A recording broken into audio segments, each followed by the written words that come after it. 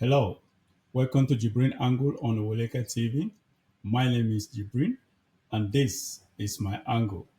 I was actually scrolling through, just surfing through X platform, and I came across a note from Pat Otomi.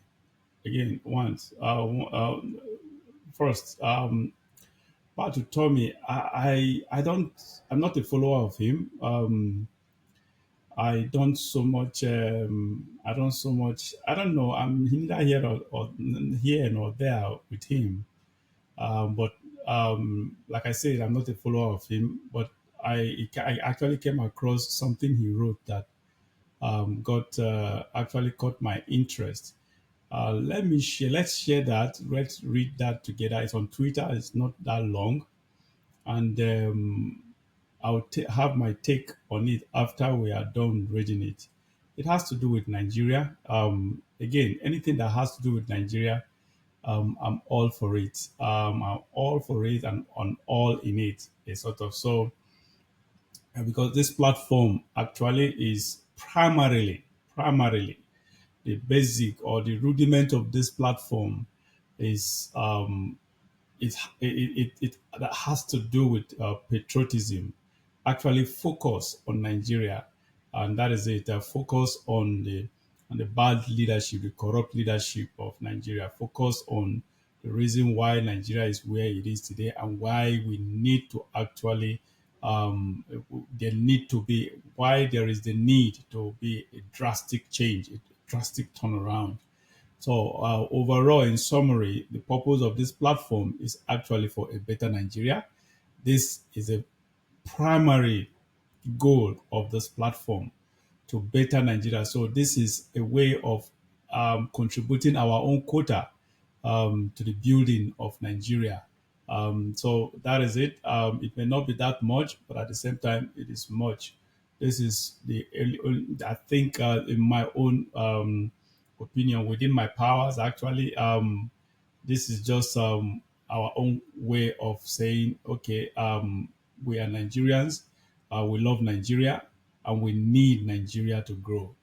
And that is it. So let's read. Let's go. Let's now go to why I made this video or why I'm making this video. Sorry, let me share. I have to share my screen with you guys. Hold on. All right. I hope you can see that. Okay. Let me put on my glasses. Yeah. Okay. Let's read together. This is by Pat Otomi. I think this is his X account. It says, "I hoped for, prayed for, and worked for forward movement during half a century of passionate quest for a better Nigeria. So it hurts that two quotes that dominated my writing in the dark days of military rule are back in contention. Worse even is that these quotes from Niamola and Dante's Inferno have been joined by one from Socrates. If wrong reigns, if wrong reigns, we should ordinarily worry about the wrongdoers. As I looked at Nigeria today, I see greater blame for those who see wrong but feign deaf and dumb. Used to quote the Lutheran priest Martin Niemöller, who at first supported Nazi ideas, then questioned them. He spent war years in concentration camps and famously said, first they came the socialists. It's supposed to be there came the socialists. I don't know. I think that is what Pat was trying to write here. They came the socialists. There came the social. I think I'm trying to correct that. The socialists, but I did not speak up because I was not a socialist. Then They came for the Jews, but I did not speak. When they finally came for me, there was none, but there was no one left to speak up. And Dante's Inferno envisioned that the hottest part of hell was reserved for those who, in the face of a moral crisis, took refuge in neutrality. Now, let me take a pause here. These two lines are interesting to me. Let me make my point on these two lines. Let me repeat it first. And Dante's Inferno envisioned that the hottest part of hell was reserved for those who, in the face of moral crisis, took refuge in neutrality. For those of you who have been following me over time on this platform, this what I'm going to say right now may not be new to you, but if you are new, this is obviously I'll be making the point that probably a kind of a germane point to you, and yeah, you see what the point on this is that you see, when things are getting bad or have become this worse, it is imperative, it is extremely important for ethics of one's profession or whatever you are doing, wherever you find yourself, the ethics of whatever situation you find yourself, should be set aside and actually do the needful at that point. Just like we have journalists, when things are going wrong, we have some political commentators. Some of them are politicians. You call them on show to actually speak about important situation in the country that actually needs them to speak up and actually take a stand on that particular situation. But rather, what we find these journalists in the guise of being ethical or playing ethical, what we find these journalists and these public commentators do is they always want to play neutral. They want to be on the fence, as if they are not part of the problem. As if they are not part. They are not. They are not actually. As if not. What I'm trying to say is, as if they are not partaking in the decay, in the problem, as if they are not feeling, as if they are not victims. I think that's the right word. I think as if they are not victims of the same corrupt system. They play neutrality even when things are getting worse, even when lives are at stake, even when people's destinies are at stake, including sometimes in some cases, including theirs. And in so many cases, they may not be affected directly because probably majority of them seem to be having a comfortable life going on for them. But over time, it will eventually affect everyone, directly or indirectly, no matter how comfortable you are. Because the more you keep keeping quiet, the more you keep playing neutral, the more you keep playing holier than thou, putting up the holier than thou attitude, the worse things gets. And as long as you are in that system, part of the system, part of the nation, part of the country, obviously it will affect you directly or indirectly. There is no doubt about that. It may not affect you immediately, but it will eventually, over time, it will affect you. So that is one thing we should understand on this. That at this juncture in our country, journalists, whether you are a journalist, whether you're a political commentator, whoever you are, wherever you find yourself, that is dependent on your view, that people are dependent, or the populace or the audience are dependent on your view. to listen, to hear from you, especially when you have a large followership.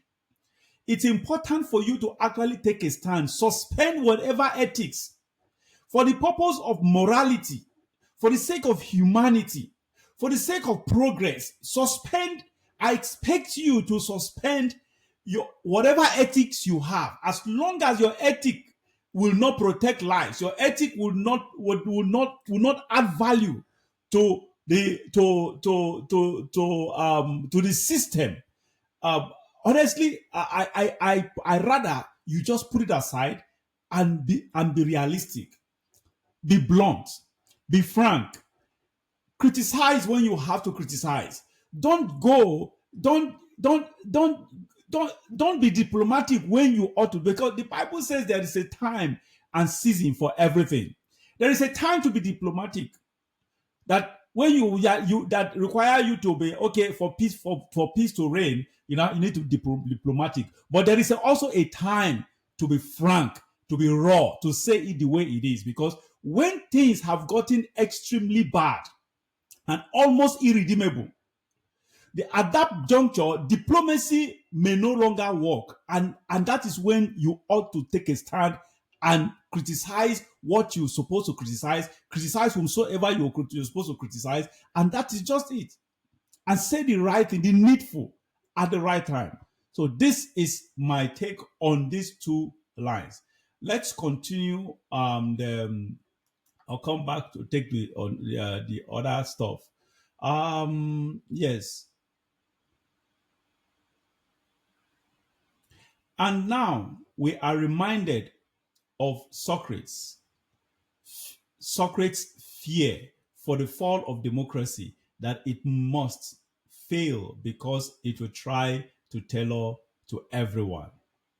When thieves, supposed to be thieves, and fraudsters finally and democratically take control because criminals and evildoers want power, there will be worse dictatorship. What has kept democracy are strong institutions, but they have crippled our institutions. May God help us, says Pat Otomi. All right. Sorry. Okay. Yeah, I think that is it. I hope you followed that. Now let me come back and talk about the last paragraph. Um, Now he talked about democracy. If for those of you who have been following me, obviously you understand my stand or my point on what I'm going to say right now. Um, the truth is, at this juncture in our country, the entire situation, the entire land is extremely fertile for the military to take over, fertile for a revolution. These two, because I have said it, I've pointed this out in my previous show segments, that there are only two solutions, possible solutions to the Nigerian problem. One of them is the military, and the other one is revolution. Both of them wouldn't come by easily. There's no doubt about that. No pain, no gain. Nothing good comes easy. And so that is just it. We must have to work for it. Now, coming back to what Pat talked about democracy. In the first place, I've never believed in. I don't believe in democracy. It could be working well. Um, it may be working well for the West. I believe it suits their environment, and that is just it. Democracy does not suit Nigeria. Nigeria is not mature enough for such style of governance. Um, we lack a lot, so many things. We are far behind, that democracy cannot work in our do, and that is why things have gotten this out of control. Now, I don't know if this is a right segment for me to actually give reasons why I prefer military. I've written an article some 15 or more years ago. I wrote an article on this topic, on my preference to military rule than democratic rule. I don't know, maybe I may actually summarize that, but that's not the point of this show, this segment. Now, back to my point. I do not believe in democracy, and besides, at this point that we are in this country, we have gotten to a very, very, an extremely fertile ground to actually invite the military or a revolution. Unfortunately, the kind of revolution that Nigeria deserves right now. I use that word deserve. I use it deliberately because the situation deserves a violent revolution. Um, Naturally, I'm not. For those of you who know me, I'm not a violent man. I don't believe in violence to achieve anything. In fact, when it comes to so many people, when I tell people this, they don't even. Some people don't believe me. I've never, I've never touched a gun in my life. I've only seen it on probably security agents, personnel on their bodies. That's just it. But honestly, in my entire life, I'm not. That is in literality. I'm not exaggerating. That is in reality. I've not, as I hold this phone now, I've never held a gun. I've never not just held, I've never touched for obvious reasons. I've never been to a situation where I needed to do that. I don't go to environment where I need to have a gun or hold or touch a gun. I've not been to places that requires that or that necessitates that or that necessitated that.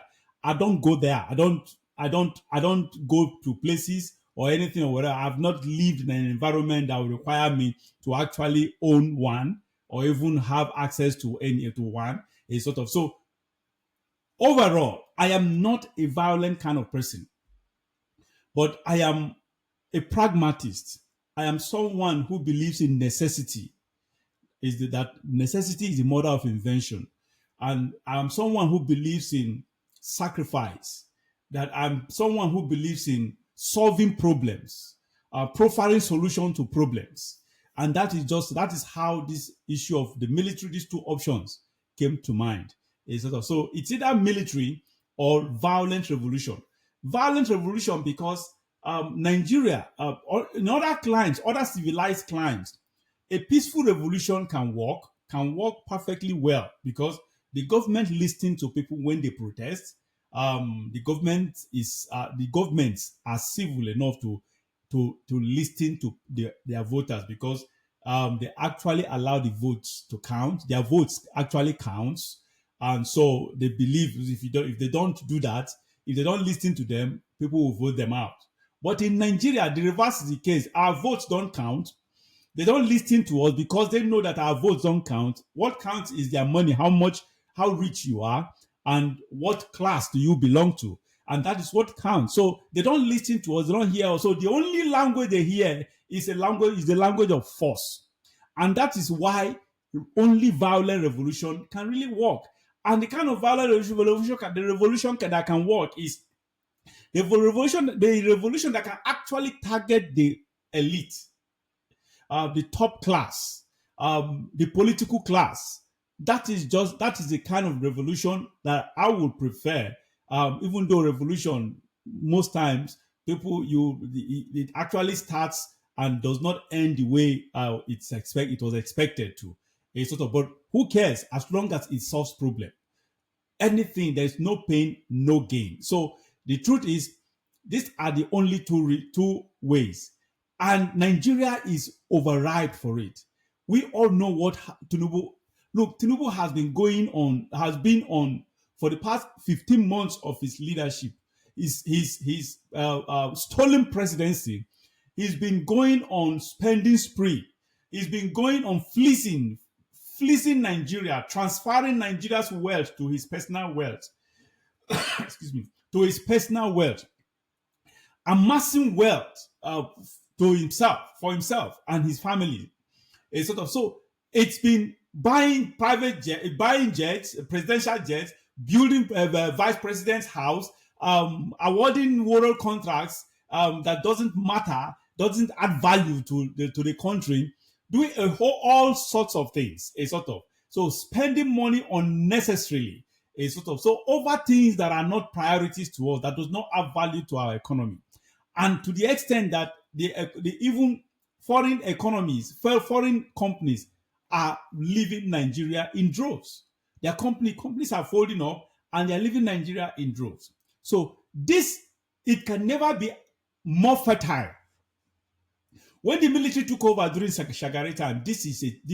The Shagari, what we had then, the situation during Shagari time was a child's play compared to this.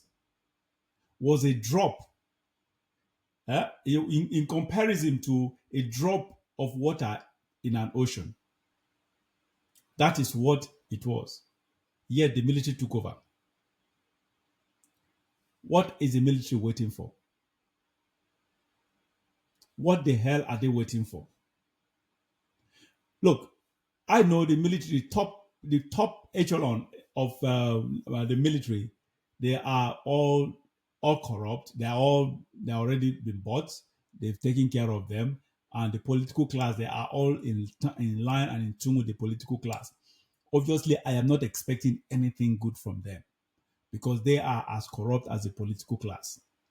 So what I expect is from probably the whatever you call it, the non-entities in the military, call them non-entities or whatever, but those lower ranks, at least middle ranks below, and those people, what I expect of them is they are people that have to be patriotic, have to be purposeful, and have to be they have to have the passion and the enthusiasm to actually change Nigeria for good. They have to be people who are not into flamboyancy. We used to have the Jafar Isas, we used to have the Hamid Alis, the Angiwa Umars. These were military officers that were known to be full of that were known to be principled and and never rapacious, never greedy, never ostentatious. They were not only prudent and frugal with government spendings. They were even in their personal life. They lived a very simple and judicious life. So and even when they left office, for like Jafar Issa, for God's sake, not Jafar Issa, Hamid Ali. I remember even his house and having a good car for himself was a problem, a sort of. So those are the kind of military officers we crave, we yearn for. That is just it. So that is it. And I bet you the military option is a better option than the revolution option, because the revolution option will cause a whole lot of damage. There's no doubt about that. But at the end of the day, we'll have a good change. But so I would prefer that at least the first line of action should be the military should take over. And that is just it. A sort of. So honestly, I think this democracy is not working for us. Um, just like Patutomi said, noted, which is the reality. For democracy to work, the institutions of government must work first, because democracy is institution. It has everything to do with institutions. If the institutions are bad, if the institutions are epileptic, if the institutions are crooked, if the institutions are corrupt, democracy cannot work. So now let me explain further. Now we have the police. Everyone knows every institution in the country is corrupt. The military, the paramilitary. When we say paramilitary, all of us we know what paramilitary, the civil defense corps, road safety corps, uh, customs, all paramilitaries, the military itself, the police, all security agencies, the SSS, the NIA, they are all corrupt. The EFCC as well, that's a financial crime agency, corrupt. The civil service, the entire civil service are corrupt. The seaports, corrupt. The airports, corrupt. Everything that has to do with the institution, every institution in Nigeria is corrupt. There is no one we can say, okay, this one is still manageable. They are still working. All institutions are corrupt. Now tell me tell me under a democratic setting, how do you expect to correct all these anomalies? Now, we're talking about civil service. What about the elected offices, elected arms of government? Okay, we only have one elected arm of government. Now, we have the Senate, we have the House of Rep, National Assembly as a whole. They are extremely corrupt. The judiciary, the three arms of government are extremely corrupt. The judiciary, oh my God. In fact, the INEC and the judiciary are the worst culprits to our elections. Worst culprits. They are the reason we are where we are today. And that is just it.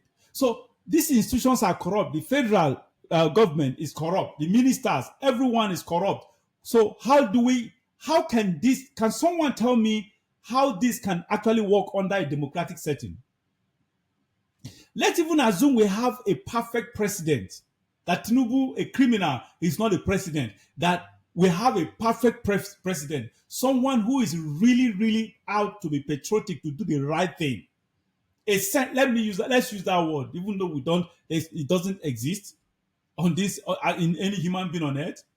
A saint, someone that is perfect. What happens? How can he succeed with a corrupt judiciary, a corrupt National Assembly? He cannot. Even if he's a saint who desires to do anything. So under democratic settings, under a democratic setup, you will need more effort, more people, more effort to actually make things work, which is not even almost, it is practically impossible in the Nigerian setup. Because under a democratic setting, you will need a National Assembly, a president who is on the same page with the National Assembly, and the National Assembly on the same page with him. A president who is on the same page with his ministers, and his ministers on the same page with him. A president who is on the same page with the judiciary, and the judiciary on the same page with him. So you need leadership of a country that are going to be, our worst case scenario, majority, if not all, at least the majority should be on the same page. In Nigeria as it is today, tell me, can someone send me a message on the message tab? Tell me, can you answer this question, please? Based on what I have said, can Nigeria, as it is today, actually achieve such? Be sincere to yourself. This is one of the reasons, just one of it. One of the reasons why I prefer the military. In the military setting, you need less good people, much less good people to actually achieve success and growth in the country. Much less. You need a patriotic and purposeful commander in chief, and his kitchen cabinet. Few people just have a good commander in chief and good kitchen cabinet members, and that's it. Those few will actually flog everyone in line, into line, with their vision, with the president's vision or the head of state's vision and mission. Will flog the governors, the military administrators, the executive members. Flog them, because that is one thing. This is one of the things I highlighted in my article about 50. I can't remember how many years ago, but I think about 15 or more years ago. Should be more. I wrote about this or whatever. The orderliness in the military, the orderliness, the obedience to commands, the respect for the institution, respect for orders and instructions. That will help build Nigeria. And that is just it. So, democracy is not only too expensive, it's too cumbersome for the Nigerian environment. Nigeria is not conducive for it. Nigeria is not receptive, can never be receptive to democracy. It's an imported thing, a sort of. And so it's something you imported, a borrowed. I just see that democracy as a Western way of life, Western culture. You can't bring in something that is alien to you and expect to do well with it. No. And besides, again, when military, one of the things the military, why we need the military is because of this issue of Western interest. In a democratic setting, you will always have the Western interest penetrating our system, just as they have succeeded in actually significantly pushing their agenda in Nigeria.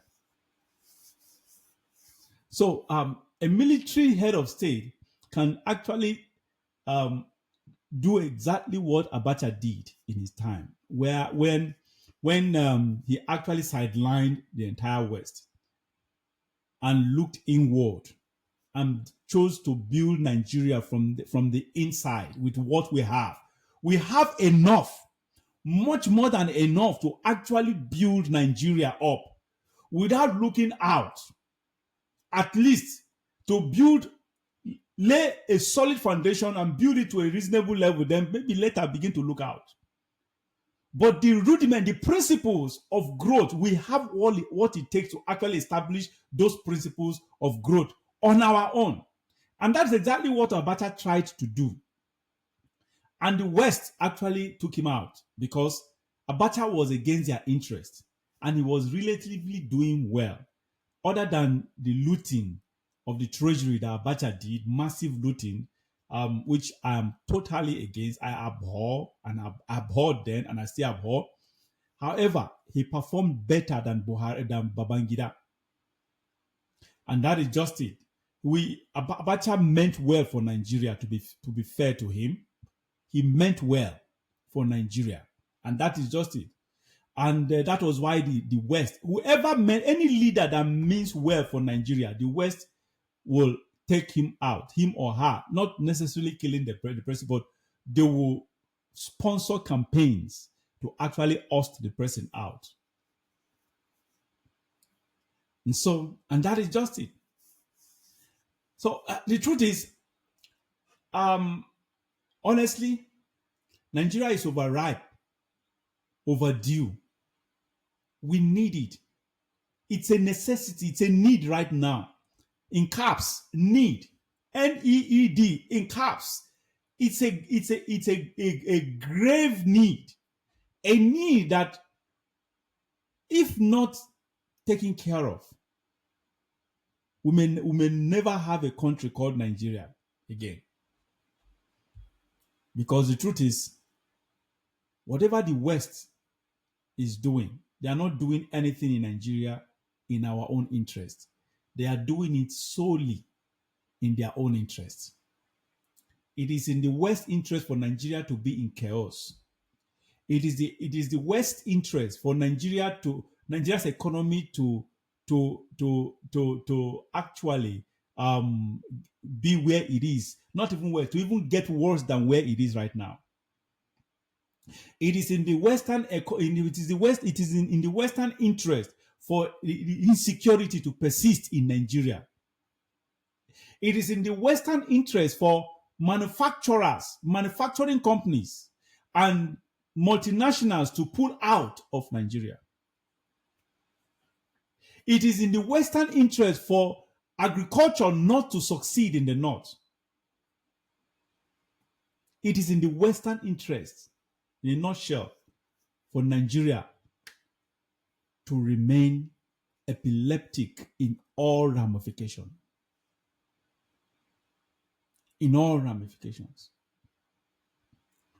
So why do we have to continue with look, whatever the West sells to you, just reject it.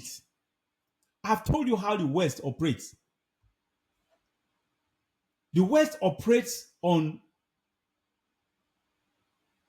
their own interests, exclusively on their own interests. When they are doing anything with you as a third world country, honestly, they view us as a junior partner. And when someone views you as a junior partner, what do you expect? You should expect exploitation. That's what the West have been doing to Nigeria. They've been massively exploiting us over the years. And that is why we need someone, a government that can pull away from the West. Now, don't take me wrongly. I don't have anything personal against the West. I love the West. I don't have anything personal against them. I'm only being patriotic. Just like Donald Trump would say, make America great again. My focus is make Nigeria great. Because Nigeria, unfortunately, we were never great. So let's make Nigeria great at least once. So make Nigeria great. That is my focus. So I prefer what benefits Nigeria than the West. Other than that, I don't have any personal animosity against the West. The West is good. There's no doubt that it prosper. If you in the West, there are so many opportunities for prosperity and other stuff or whatever. So that is just it. The West generally, apart from this issue of selfish interest and self-seeking attitude of the West, um, every other thing, I think I love the West. There's no doubt about that. Um, that's just it. So and the West, we all know what they are after. The West are the propagators of all leftist ideas, and they have exported it into Nigeria. That is the point. All leftist ideas, liberal ideas, is being actually driven by the West. So for some of you, I definitely you will understand what I mean. So I think Nigeria, honestly, Tinubu has to go. And if Tinubu has to go, I don't think election, look, like I said, we don't have what it takes to actually conduct, to actually achieve a credible election anymore. So why don't we revamp the entire system? Revamp even maybe, I think the entire system requires more than revampment. What we need is a total reset, factory reset. You know what it means for those of you who are software people, engineers or whatever. Factory reset means returning back to the foundation. Factory reset. That is what Nigeria needs, not revampment. Factory reset, because there is rot everywhere. Literally everywhere we have rot in the system. So what we need right now is factory reset. And that is it. So if you have something, if you think you disagree with me, please feel free to express it. We are all ears. We'll talk about, we can dialogue, we can actually discuss that. A sort of that is just it. Again, um this is not the Nigeria we expect. This is not the Nigeria. We shouldn't allow criminals, conglomerate of criminals, to continue to rule us, to continue to plunder our commonwealth. We have to act. We need to act. And I hope the military are doing something behind the scene. And this is my angle.